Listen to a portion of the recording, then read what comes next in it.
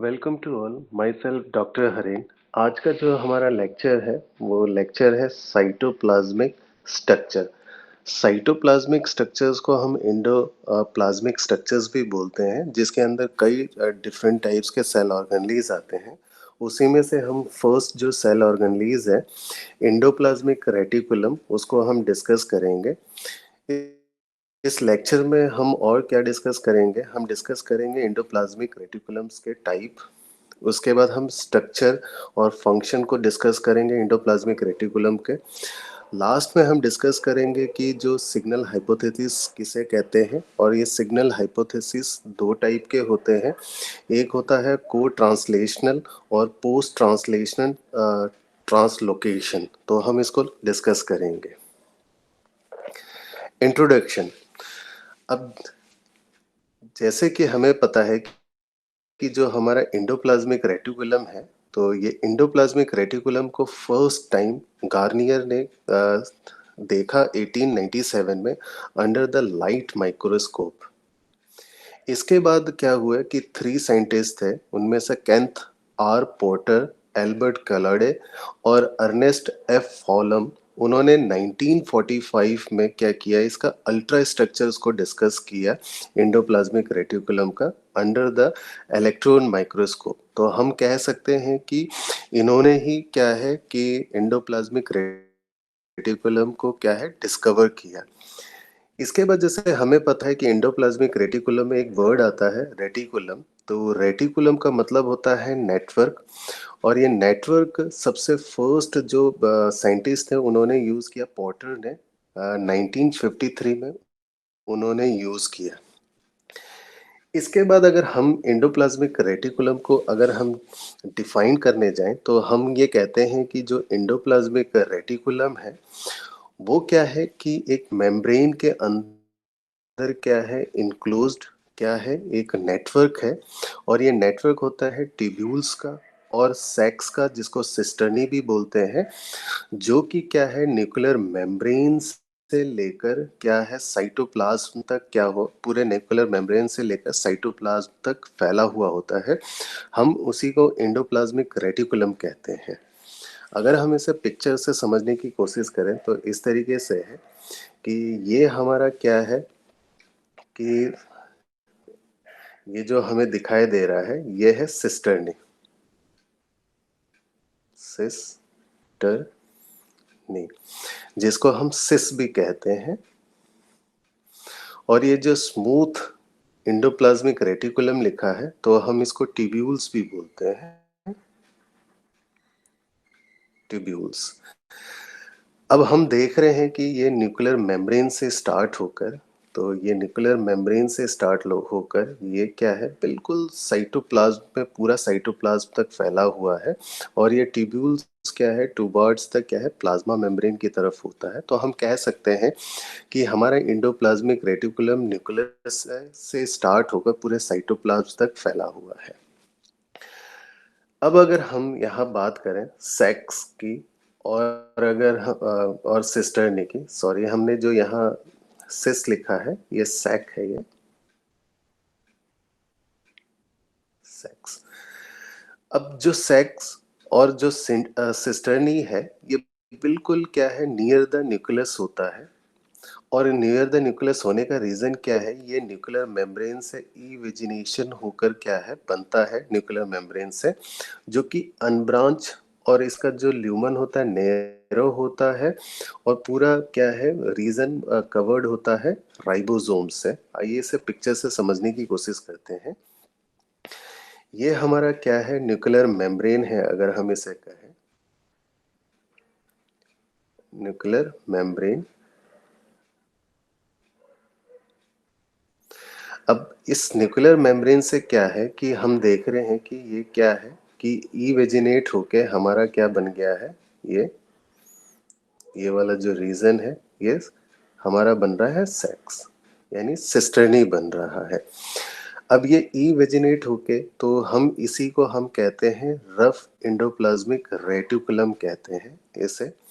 और इस rough endoplasmic reticulum पे ये जो स्ट्रक्चर्स आपको दिखाई दे रहे हैं राउंड स्ट्रक्चर्स, तो ये है राइबोसोम्स।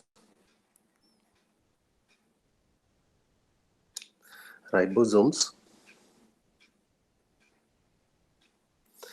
और इन्हीं राइबोसोम्स के प्रेजेंस होने की वजह से ही हम इस स्ट्रक्चर को रफ एंडोप्लाज्मिक रेटिकुलम कहते हैं। अब यहाँ पे आपको जो ये स्पेस दिखाई दे रहा है, ये स्पेस, ये स्पेस, ये स्पेस, इस स्पेस को हम लोग कहते हैं ल्यूमन। अब इसी स्ट्रक्चर्स को क्या है कि तो हमने यहाँ पे भी डिस्कस किया है कि जो सैक है या सिस्टर्नी है क्या है, बिल्कुल ये न्यूक्लियर मेम्ब्रेन से क्या है इवेजिनेशन होके बना हुआ होता है, जो कि अनब्रांच है, जो कि हम फिगर में देख सकते हैं। इसका जो ल्यूमन है बिल्कुल नैरो होता है। नैरो कहने का मतलब है जो ये ल्यूमन है, ये स्पेस बिल्कुल ही कम है, और पूरा जो सरफेस है वो कवर्ड होता है किससे, हमारे राइबोसोम से। इसके बाद दूसरा जो स्ट्रक्चर्स आता है इसको हम ट्यूब्यूल्स बोलते हैं। ये ट्यूब्यूल क्या होता है, नियर द प्लाज्मा मेम्ब्रेन होता है, और ये ब्रांच होता है। जो ल्यूमन होता है वो क्या होता है, ब्रॉड होता है, और राइबोसोम यहाँ एब्सेंट होता है। आइए हम इसे फिगर से समझने की कोशिश करते हैं। जैसे ही ये आप देख रहे हैं कि ये रफ एंडोप्लाज्मिक रेटिकुलम फर्दर आगे जाने के बाद ये क्या है, ब्रांच स्ट्रक्चर्स में कन्वर्ट हो जाते हैं। तो ब्रांच स्ट्रक्चर्स को हम कहते हैं स्मूथ एंडोप्लाज्मिक रेटिकुलम। तो ये जो स्पेस आपको यहाँ दिखाई दे रहा है, ये स्पेस सेम हम इसे कहते हैं ल्यूमन। अब ये जो ल्यूमन आपको दिखाई दे रहा है, ये ल्यूमन बिल्कुल क्या है कि इस पे ब्रॉड है एज कंपेयर टू हमारा रफ एंडोप्लाज्मिक रेटिकुलम। और यहाँ जितने भी स्ट्रक्चर्स आपको दिखाई दे रहे हैं, ये जितने भी स्ट्रक्चर्स हैं, तो ये जितने भी स्ट्रक्चर्स हैं, ये स्ट्रक्चर्स होते हैं ब्रांच स्ट्रक्चर। और इसी ट्यूब्यूल्स को हम क्या कहते हैं, तो ये ट्यूब्यूल लाइक स्ट्रक्चर्स होता है, तो इसको हम कहते हैं स्मूथ एंडोप्लाज्मिक रेटिकुलम। अब हम देख रहे हैं कि स्मूथ एंडोप्लाज्मिक रेटिकुलम में क्या है, हमारा राइबोसोम क्या है, एब्सेंट है। तो राइबोसोम हमारा एब्सेंट है। अब एंडोप्लाज्मिक रेटिकुलम क्या है, थ्री टाइप्स के होते हैं on the basis of function. अगर हम बात करें कि रफ एंडोप्लाज्मिक रेटिकुलम, अभी हमने डिस्कस किया कि उसमें क्या है, राइबोसोम्स प्रेजेंट होते हैं और ये प्रोटीन प्रोसेसिंग में हेल्प करता है। ट्रांजिशनल एंडोप्लाज्मिक रेटिकुलम उसे कहते हैं जहां से वेसिकल्स क्या होते हैं, एग्जिट होते हैं। एक ऐसा रीजन एंडोप्लाज्मिक रेटिकुलम से का जहां से क्या है, वेसिकल हमारा एग्जिट होता है टुवर्ड्स किसकी तरफ, गोल्गी एपर्चर के लिए। तो और यहाँ पे क्या है, प्रोटीन प्रोसेसिंग होती है। थर्ड हमारा स्मूथ एंडोप्लाज्मिक रेटिकुलम है, जो कि हम डिस्कस कर चुके हैं, जहाँ पे राइबोसोम हमारा एब्सेंट होता है, और ये इन्वॉल्व होता है लिपिड मेटाबॉलिज्म के लिए। Structure, function of endoplasmic reticulum, हम यहाँ डिस्कस करने वाले हैं कि जो स्ट्रक्चर और इसका जो फंक्शन है एंडोप्लाज्मिक रेटिकुलम का क्या क्या है। आइए इसे समझते हैं। अभी हमने डिस्कस किया था कि जो हमारा एंडोप्लाज्मिक रेटिकुलम है वो एक्सटेंड होता है कहाँ, पूरे थ्रू आउट द साइटोप्लाज्म। अब ये कहाँ से कहाँ तक एक्सटेंड होता है, न्यूक्लियस से लेकर प्लाज्मा मेम्ब्रेन तक। तो वो पूरा ये एक्सटेंड होता है। इसी वजह से हम कहते हैं कि ये क्या है, साइटोप्लाज्म का फ्रेमवर्क को बनाता है, और इसी रीजन की वजह से हम इसको कहते हैं साइटोस्केलेटल स्ट्रक्चर कह देते हैं हम लोग। तो साइटोस्केलेटल स्ट्रक्चर कहने का मतलब है क्योंकि ये पूरे साइटोप्लाज्म में क्या है, एक्सटेंडेड होता है, यानी फैला हुआ होता है। आइए इसे जरा पिक्चर से समझने की कोशिश करते हैं। ये जो हमारा स्ट्रक्चर दिखाई दे रहा है, तो ये स्ट्रक्चर हमारा क्या है, न्यूक्लियस है। न्यूक्लियस हो गया, ये हमारा न्यूक्लियर मेम्ब्रेन हो गया।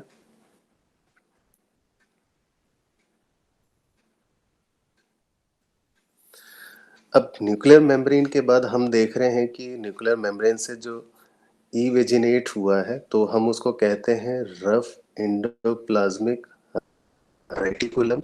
इसी के बाद ये फर्दर आगे की तरफ जाके ब्रांच स्ट्रक्चर्स में कन्वर्ट होता है और जहाँ राइबोसोम एब्सेंट होता है तो इसको हम कहते हैं स्मूथ एंडोप्लाज्मिक रेटिकुलम। तो ये था हो गया इनसाइड द सेल, हम कह सकते हैं ये साइटोप्लाज्म है। अब मान लीजिए साइटोप्लाज्म में ये जो स्ट्रक्चर आपको दिखाई दे रहा है, जो हम यहाँ ड्रॉ करने जा रहे हैं, तो यहाँ हम कह रहे हैं कि ये हमारा प्लाज्मा मेम्ब्रेन है।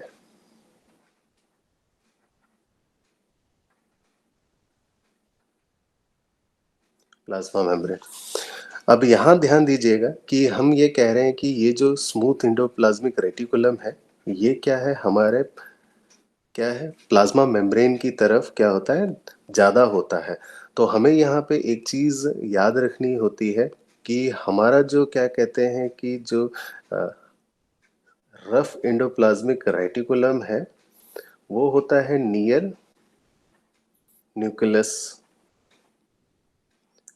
और हमारा जो स्मूथ एंडोप्लाज्मिक रेटिकुलम है, वो नियर किसके होता है, ये नियर होता है प्लाज्मा मेम्ब्रेन के,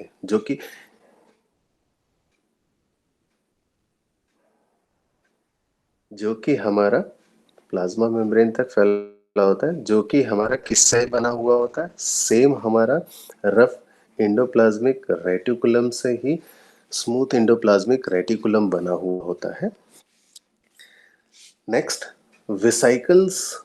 हमने देखा है कि जो एंडोप्लाज्मिक रेटिकुलम होते हैं वहाँ पे एक और स्ट्रक्चर्स प्रेजेंट होता है जिसे हम वेसिकल्स कहते हैं। ये वेसिकल्स क्या होते हैं, बड ऑफ होते हैं एजेस ऑफ एंडोप्लाज्मिक रेटिकुलम से। और ये वेसिकल्स क्या होते हैं, जो बहुत ज़्यादा वेसिकल्स होते हैं, more vesicles present near the rough endoplasmic reticulum, जहाँ इस एंडोप्लाज्मिक रेटिकुलम जहाँ पे हमारा प्रोटीन प्रेजेंट होता है, और लेस वेसिकल कहाँ प्रेजेंट होता है, हमारा स्मूथ एंडोप्लाज्मिक रेटिकुलम में, तो जिसमें प्रेजेंट होता है हमारा कंटेनिंग लिपिड्स होता है। और यही वेसिकल्स क्या होते हैं, ट्रांसपोर्टेड होते हैं गोल्गी एपरेचर्स पे, और गोल्गी एपरेटस पे जैसे ही ये ट्रांसफर हो जाता है, फिर ये सिंथेसाइज करना स्टार्ट कर देता है स्टीरॉयड हार्मोन्स को और एंजाइम्स को। आइए इसे जरा पिक्चर से समझने की कोशिश करते हैं। हमने कहा कि जैसे ये स्मूथ रफ एंडोप्लाज्मिक रेटिकुलम, तो रफ एंडोप्लाज्मिक रेटिकुलम्स के ये क्या है, एजेस है, तो हम इसे कह रहे हैं एजेस। एजेस है, यहाँ से क्या है, एक स्ट्रक्चर बड ऑफ होता है, तो ये जो स्ट्रक्चर्स ये बड ऑफ हो गया है, इन स्ट्रक्चर्स को कहा जाता है वेसिकल्स। हम इसे कह रहे हैं वेसिकल्स।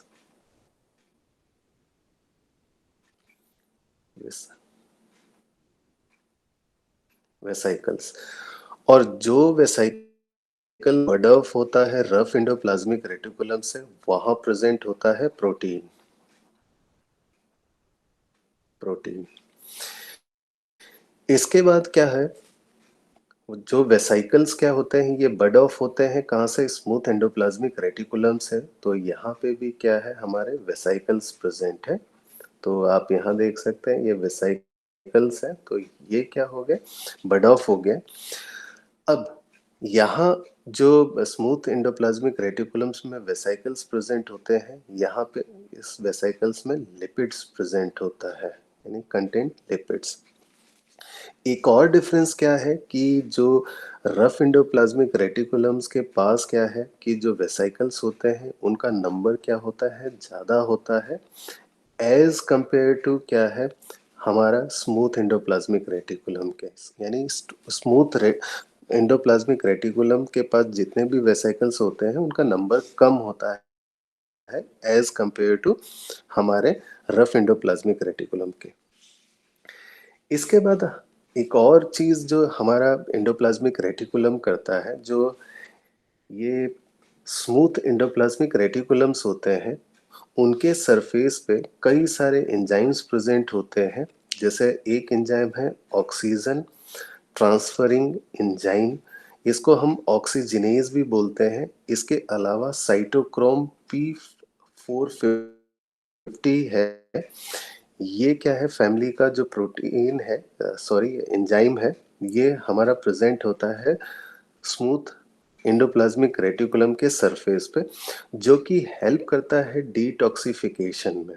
अब कैसे डिटॉक्सिफिकेशन में हेल्प करता है? ये जो एंजाइम्स होते हैं, ये किसी भी सबस्ट्रेट्स पे क्या होते हैं वर्क करते हैं, यानी सबस्ट्रेट स्पेसिफिसिटी क्या होती है, निल होती है, यानी होता ही नहीं है, वो किसी भी सबस्ट्रेट्स पे काम करता है। वो क्या करता है कि जो हाइड्रोफोबिक कंपाउंड्स होते हैं, उनको क्या है मोर हाइड्रोफिलिक कंपाउंड्स में कन्वर्ट कर देते हैं, जिसकी वजह से ये हाइड्रोफिलिक कंपाउंड्स वाटर में डिसॉल्व होकर ये बॉडी से आउट हो जाते हैं, जिससे क्या है हम कह सकते हैं ये डिटॉक्सिफिकेशन में हेल्प करता है।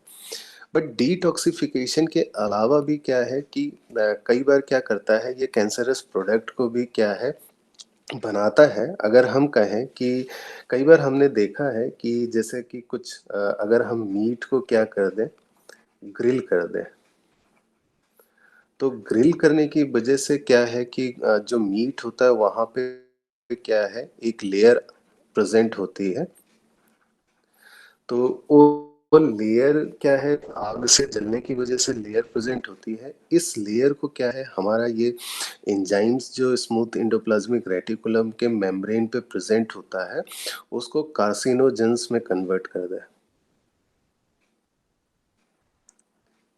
यानी कार्सिनोजेंस में कन्वर्ट कर देता है।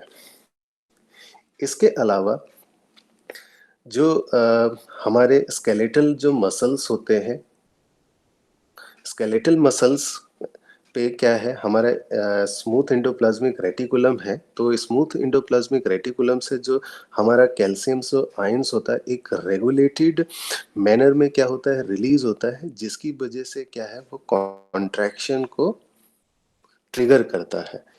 इसके अलावा हमें पता है कि स्मूथ एंडोप्लाज्मिक रेटिकुलम क्या है सिंथेसाइज करता है लिपिड, जो कि ज़्यादातर लिपिड कहाँ यूज होता है हमारे प्लाज्मा मेम्ब्रेन में, यानी सेल मेम्ब्रेन में यूज होता है।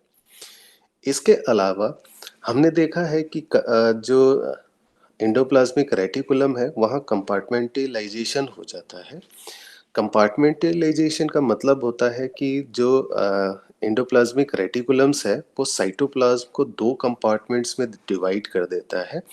एक कंपार्टमेंट को तो हम साइटोसोल बोलते हैं, एक कंपार्टमेंट को हम सिस्टर्नल स्पेस या ल्यूमन बोलते हैं। आइए इसे पिक्चर से समझने की कोशिश करते हैं। ये जो हमारा रीजन है, ये जितना भी आपको रीजन दिखाई दे रहा है, ये रीजन हमारा हो गया साइटोसोल। साइटोसोल यानी हमारा क्या है साइटोप्लाज्म हो गया। इसके अलावा जो ट्यूब्यूल्स है स्मूथ एंडोप्लाज्मिक रेटिकुलम है और रफ एंडोप्लाज्मिक रेटिकुलम है, जो आपको ये स्पेस आपको दिखाई दे रहा है या ये स्पेस आपको दिखाई दे रहा है, ये स्पेस क्या कहलाता है आपका ल्यूमन। और ये जो ल्यूमन्स होते हैं एक स्पेस को प्रोवाइड कराते हैं, जिसकी वजह से क्या होता है जो भी आपका मटेरियल होता है वो इंट्रासेलुलरली क्या है इन कंपार्टमेंट से क्या है मूव कर सकता है। फॉर एग्जांपल आपका यहाँ से कोई मटेरियल बना है, ये फॉर एग्जांपल ये तो ये इस तरीके से मूव करेगा, ऐसे मूव करेगा इस तरीके से, तो एक तरीके से ये कंपार्टमेंटलाइजेशन हो जाता है। तो ये इसी को हम कहते हैं कि जो कंपार्टमेंटलाइजेशन है, इसकी वजह से क्या होता है कि जो आपका मटेरियल है वो इंट्रासेल्युलर कंपार्टमेंट से मूव करने के लिए एक पाथ को क्या है बनाता है। सिग्नल हाइपोथेसिस, जैसे कि हमें पता है कि जो प्लाज्मा मेम्ब्रेन है उसके अंदर हमारा साइटोप्लाज्म प्रेजेंट है। चलिए पहले हम इसे इस तरीके से ड्रॉ कर लेते हैं। ये हमारा एक सेल है और ये हमारा प्लाज्मा मेम्ब्रेन है। इसके बाद ये जो रीजन है हमारा ये न्यूक्लियस कहलाएगा और ये न्यूक्लियस का न्यूक्लियर मेम्ब्रेन कहलाएगा। मेम्ब्रेन। अब हमें पता है कि जो भी हमारा क्या है कि राइबोसोम्स है, तो ये जो राइबोसोम्स है ये साइटोप्लाज्म में प्रेजेंट होगा, तो हम इसे साइटोप्लाज्म कहेंगे। और यहाँ राइबोसोम्स प्रेजेंट है। अब होता क्या है कि जो हमारा जो राइबोसोम्स होते हैं, तो वो साइटोप्लाज्म में क्या है कि ये क्या होता है, इस ये दो यूनिट में डिवाइडेड होता है। एक होता है लार्ज सब यूनिट, एक होता है स्मॉल सब यूनिट।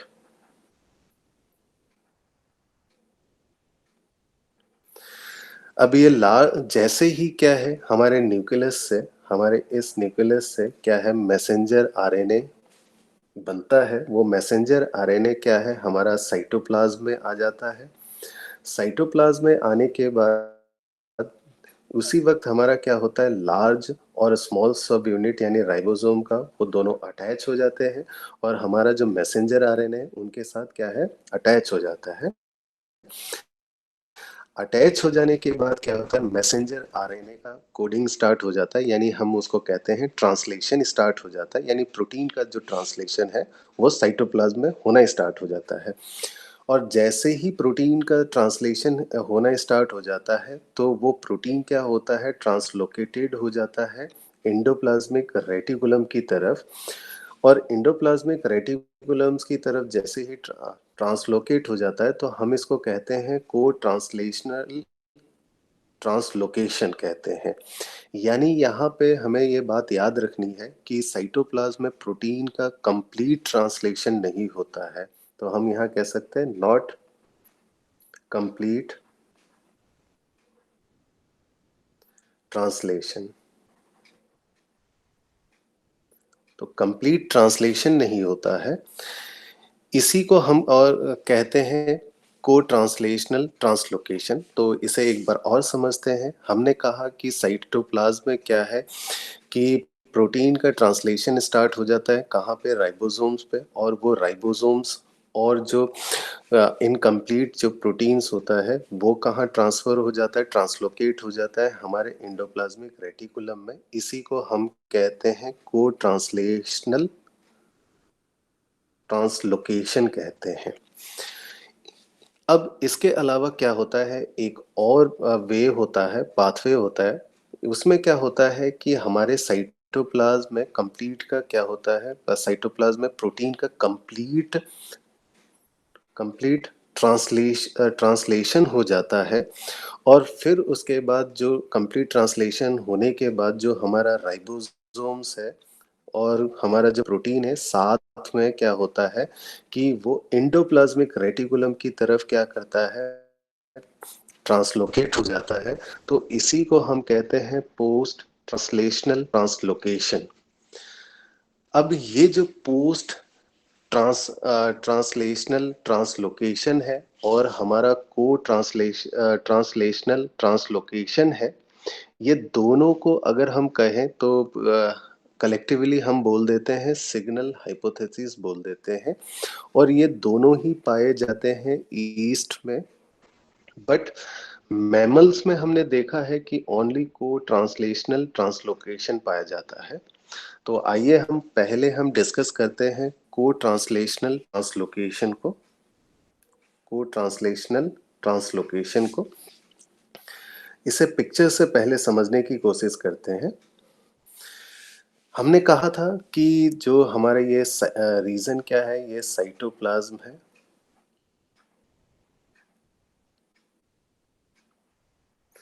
अब साइटोप्लाज्म में क्या है कि हमारे न्यूक्लियस से हमारा मैसेंजर आरएनए आया। मैसेंजर आरएनए आने की वजह से क्या होगा, हमारा क्या है यहाँ पे स्मॉल सब यूनिट है हमारा राइबोसोम का सब यूनिट, और ये लार्ज सब यूनिट है।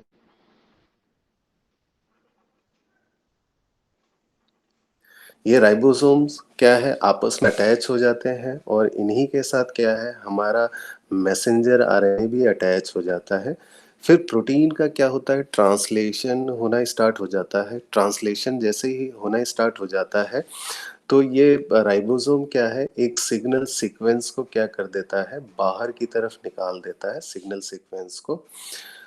अब ये सिग्नल सीक्वेंस होता क्या है कि ये सिग्नल सीक्वेंस को राइबोसोम क्या करता है, बाहर निकाल देता है और ये जो सिग्नल सीक्वेंस होते हैं, ये रिकॉग्नाइज़्ड क्या करता है,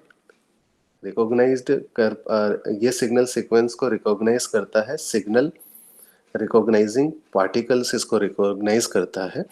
सिग्नल सीक्वेंस के बारे में सबसे पहले डेविड सैबेटिनी और गंटर ब्लोबल ने सबसे पहले 1971 में ये बताया कि एक सिग्नल सीक्वेंस भी प्रेजेंट होता है राइबोसोम्स में। और यही सिग्नल सीक्वेंस क्या करता है कि जो पूरा जो कॉम्प्लेक्स होता है, इसको क्या करता है, एंडोप्लाज्मिक रेटिकुलम की तरफ मूव करता है। और ये जो सिग्नल सीक्वेंस होते हैं, ये अमीनो एसिड सीक्वेंस होते हैं। ये अमीनो टर्मिनस होता है कि ग्रोइंग पॉलीपेप्टाइड चेन का। तो अब वापस हम इसे पिक्चर में समझने की कोशिश करते हैं। अब हमने ये कहा कि सबसे फर्स्ट कि साइटोप्लाज्म है। साइटोप्लाज्म में क्या है, मैसेंजर आरएनए आया न्यूक्लियस से। मैसेंजर आरएनए के आने की वजह से, ये मैसेंजर आरएनए के आने की वजह से स्मॉल सब यूनिट हमारा और लार्ज सब यूनिट अटैच हो गया। अटैच हो जाने की वजह से हमारा जो ये प्रोटीन का ट्रांसलेशन स्टार्ट हो गया। प्रोटीन का ट्रांसलेशन होना स्टार्ट जैसे ही हो जाता है, तो ये जो राइबोसोम्स है, ये राइबोसोम क्या करता है, इस सिग्नल सीक्वेंस को बाहर की तरफ दिखा देता है। और जैसे ही ये सिग्नल सीक्वेंस बाहर की तरफ दिखाई देता है, तो एक प्रोटीन होता है जिसको हम कहते हैं सिग्नल रिकॉग्नाइजिंग प्रोटीन। तो ये सिग्नल रिकॉग्नाइजिंग प्रोटीन क्या कर रहा है, आप यहाँ देख रहे हैं कि ये इसके साथ अटैच हो गया सिग्नल सीक्वेंस के साथ। जैसे ही सिग्नल सीक्वेंस के साथ ये अटैच हो जाता है, तो ये जो पूरा जो कॉम्प्लेक्स है, ये मूव करना स्टार्ट हो जाता है हमारा एंडोप्लाज्मिक रेटिकुलम की तरफ। और स्पेशली क्या मूव करता है, कहाँ पे, ये करता है हमारा आर ई आर यानी रफ एंडोप्लाज्मिक रेटिकुलम की तरफ। अब जैसे ही ये मूव करना स्टार्ट हो जाता है, तो हमारा क्या होता है कि जो प्लाज्मा मेम्ब्रेन है, तो प्लाज्मा मेम्ब्रेन में ही क्या होता है, एक सिग्नल रिकॉग्नाइजिंग जो पार्टिकल्स को रिकॉग्नाइजिंग करने के लिए हमारा एक रिसेप्टर प्रेजेंट होता है। ये रिसेप्टर क्या करता है, सिग्नल रिकॉग्नाइजिंग जो पार्टिकल होते हैं उसके साथ क्या है, अटैच हो रहा है। तो ये ग्रीन में आपको दिखाई दे रहा है, ये अटैच हो गया है आपका। अटैच हो जाने के बाद क्या होता है कि आपका जो लार्ज सब यूनिट है राइबोसोम का, ये लार्ज है, लार्ज सब यूनिट भी क्या है, अटैच हो जाता है। इसके बाद जैसे ही अटैच हो जाता है, तो हमारा जो ये सिग्नल रिकॉग्नाइजिंग जो पार्टिकल है, वो रिमूव हो जाता है। तो आप देख रहे हैं यहाँ रिमूव हो चुका है। रिमूव हो जाने के बाद क्या है, नेक्स्ट स्टेप जो हमारा है यहाँ पे, ये क्या करता है कि हमारा जो राइबोसोम है, वो अटैच हो जाता है किसके साथ, लोकोन के साथ। इस ट्रांसलोकोन को हम लोग चैनल भी बोलते हैं, ये चैनल भी बोलते हैं। अब जैसे ही अटैच हो जाता है, अटैच हो जाने के बाद क्या होता है कि जो हमारा जो प्रोटीन का जो ट्रांसलेशन है, वो जो रिस्ट्रिक्टेड हो गया था, उसका क्या है, वो रिज्यूम होना स्टार्ट हो जाता है। प्रोटीन का जो ट्रांसलेशन है यानी पॉलीपेप्टाइड चेन, वो बनना स्टार्ट हो जाता है। तो हम यहाँ कह सकते हैं resume protein synthesis, protein synthesis. तो प्रोटीन जो सिंथेसाइज है हमारा यहाँ पे क्या है, रिज्यूम हो चुका है। रिज्यूम होने के बाद क्या होता है कि हमारा क्या, एक एंजाइम है, वो एंजाइम जिसको हम कहते हैं सिग्नल पेप्टाइडेज। और ये सिग्नल पेप्टाइडेज क्या है, बिल्कुल ये जो हमारा लोकोन है उसके साथ क्या है, अटैच होता है। ये क्या करता है कि हमारा जो सिग्नल सीक्वेंस है, तो आप देख रहे हैं ये सिग्नल सीक्वेंस है, इसको क्या कर देता है, कट कर देता है। कट करने के बाद होल जो आपका पॉलीपेप्टाइड है यहाँ पे, तो यानी प्रोटीन है, इस स्टेप में ये प्रोटीन क्या हो गया है हमारा ल्यूमेन में इंसर्ट हो जाता है, यानी ल्यूमेन में आ जाता है। तो इसी को हम कहते हैं को ट्रांसलेशन, ट्रांसलोकेशन। और ये जितने भी स्टेप्स अभी हमने यहाँ डिस्कस किए हैं, तो ये सारे स्टेप्स यहाँ पे लिखे हुए हैं। अब हम जो दूसरा तरीका है प्रोटीन ट्रांसलेशन का, वो हम यहाँ डिस्कस करते हैं, पोस्ट ट्रांसलेशनल ट्रांसलोकेशन। इसको आइए एक बार और समझने की कोशिश करते हैं कि ये क्या है। हमने ये कहा कि हमारा ये जो सेल है, सेल है, तो सेल के अंदर क्या हो गया, हमारा ये न्यूक्लियस है, ये हमारा प्लाज्मा मेम्ब्रेन है, और ये साइटोप्लाज्म है। और साइटोप्लाज्म में क्या है, हमारा राइबोसोम्स प्रेजेंट है।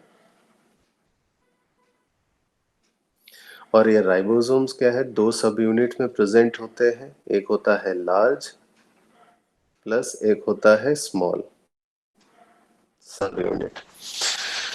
अब यहाँ पे क्या हमें याद रखना है कि हमने कहा कि यहाँ पे जैसे ही मैसेंजर आरएनए आ जाए, मैसेंजर आरएनए आने के बाद ये अटैच हो जाता है किसके साथ, हमारे राइबोसोम्स के साथ। मान लीजिए ये राइबोसोम है, इसके साथ अटैच हो गया। अब राइबोसोम के साथ अटैच हो जाने के बाद क्या होता है कि हमारा यहाँ पे प्रोटीन का क्या है, प्रोटीन का जो फॉर्मेशन होना होता है, यानी प्रोटीन का ट्रांसलेशन होना स्टार्ट हो जाता है। तो हम यहाँ दिखा रहे हैं प्रोटीन का ट्रांसलेशन इस तरीके से। तो ये प्रोटीन क्या है, हमारा पॉलीपेप्टाइड चेन ट्रांसलेट हो गया है। ट्रांसलेट होने के बाद ये सीधा क्या है, एंडोप्लाज्मिक रेटिकुलम की तरफ ये प्रोटीन क्या है, ट्रांसलोकेट होता है। तो हमारा अगर मान लीजिए ये ER है, एंडोप्लाज्मिक रेटिकुलम, तो इसकी तरफ प्रोटीन का कंप्लीट ट्रांसलेशन के बाद ये ट्रांसलोकेट होता है ER की तरफ। इसी को हम क्या कहते हैं, पोस्ट ट्रांसलेशन ट्रांसलोकेशन कहते हैं। तो हमें यह याद रखना है कि हमारा जो प्रोटीन का जो ट्रांसलेशन है, वो कंप्लीटली हमारा साइटोप्लाज्म में हो चुका होता है। होने के बाद ही एंडोप्लाज्मिक रेटिकुलम की तरफ वो ट्रांसलोकेट होता है। इसी वजह से हम इसको कहते हैं पोस्ट ट्रांसलेशनल ट्रांसलोकेशन। अब आइए इसे हम अपने क्या है पिक्चर से समझने की कोशिश करते हैं। ये जो रीजन है हमारा साइटोसोल, समझ लीजिए ये सेल का साइटोसोल है। और ये जो रीजन है हमारा क्या है, एंडोप्लाज्मिक रेटिकुलम है। तो हम इसे लिखते हैं एंडोप्लाज्मिक रेटिकुलम। इस वाले रीजन को हम लिखते हैं एंडोप्लाज्मिक रेटिकुलम। अब होता क्या है कि जो हमारा मैसेंजर आरएनए न्यूक्लियस की तरफ से ये यहाँ पे आया, न्यूक्लियस की तरफ मैसेंजर आरएनए आया। हमारा जो राइबोसोम है, यानी स्मॉल सब यूनिट, और ये हमारा लार्ज सब यूनिट,